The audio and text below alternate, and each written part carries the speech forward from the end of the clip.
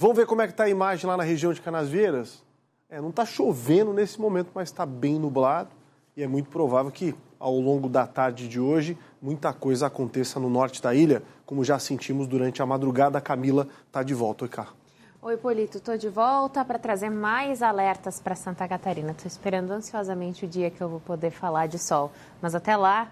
Inclusive, até às 3 da tarde, a gente tem chance de chuva intensa em todas as cidades da Grande Florianópolis. Depois, a tendência é de uma leve melhora. E falando em chuva, apesar da Grande Florianópolis ser considerada uma área de menor risco para transtornos hoje, em comparação com o restante de Santa Catarina, ainda está longe de ser um local em que choveu pouco. Para a gente ter uma ideia do impacto da chuva por aqui, eu trouxe Antônio Carlos, que foi a cidade que mais choveu na região da Grande Florianópolis e a capital.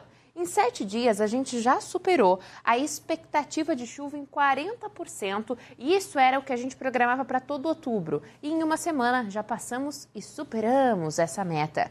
Floripa tem condições semelhantes, 22% acima do esperado é o que a gente tem de acumulado de chuva até o momento. Nas últimas 12 horas, ficamos com 74 milímetros em Antônio Carlos e cerca de 52 em Florianópolis. Floripa tem uma condição de chuva mais intensa nas próximas horas. E a gente se mantém nesse alerta para chuva por causa da posição da frente fria. Ela está dominando o nosso estado desde hoje de manhã e ela veio muito carregada. A tendência do movimento dela é o seguinte: ir saindo em direção ao oceano. Mas ela só deve concluir esse processo no fim do dia. Até lá, todo esse vermelhão de nuvens carregadas fica conosco. Então, aqui em Florianópolis, a nossa preocupação com a movimentação desse sistema acaba também se tornando um pouquinho diferente por causa do mar. Temos alguns alertas. Vamos dar uma espiadinha nas condições nesse momento? Você está vendo aí o Morro das Pedras, em Florianópolis, uma região que sofre bastante com ressaca, com transtornos relacionados à maré. 17 graus é a temperatura nesse momento, a gente vê que tem uma certa agitação, algumas gotas de chuva já caindo na nossa lente. A gente está esperando picos de 2,5 metros de altura perto da costa. E os ventos nas próximas horas, especialmente no sul da ilha, vão ser intensos, em rajadas de até 70 quilômetros por hora são esperadas. Então, eu nem preciso dizer que hoje não é um dia ideal para não entrar no mar. Você pescador, surfista que nos acompanha, vamos tentar deixar o feriadão em casa, tranquilo, sem se arriscar de maneira desnecessária.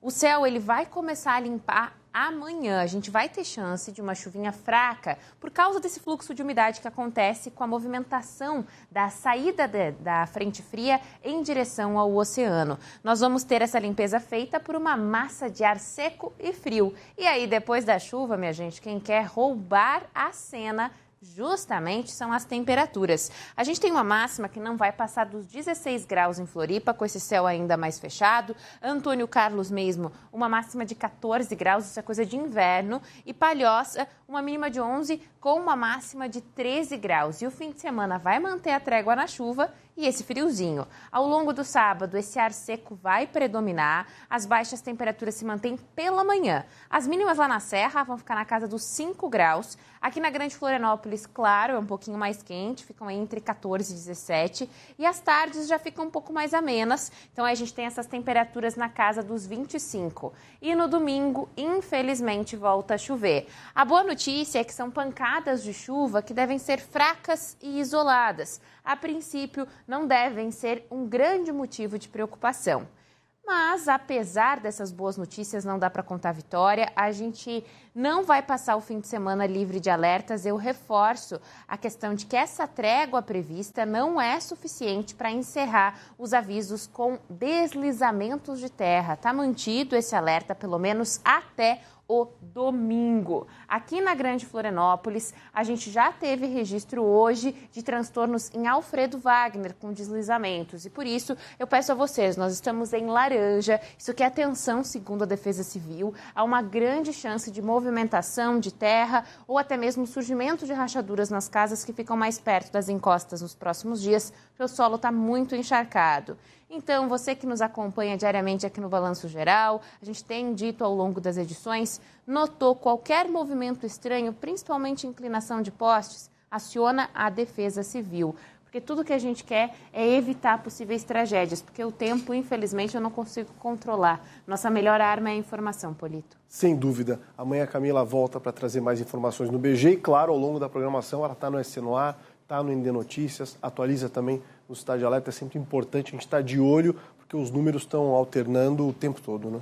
De minuto a minuto a gente já tem mudanças expressivas, principalmente para quem está na área do Vale do Itajaí, em que o rio, de 1 em 1 hora, a gente consegue ter uma noção de como ele está avançando, mas tudo indica que ele deve subir bastante nos próximos momentos, ali até as 3 da tarde, vai ser um período de bastante preocupação.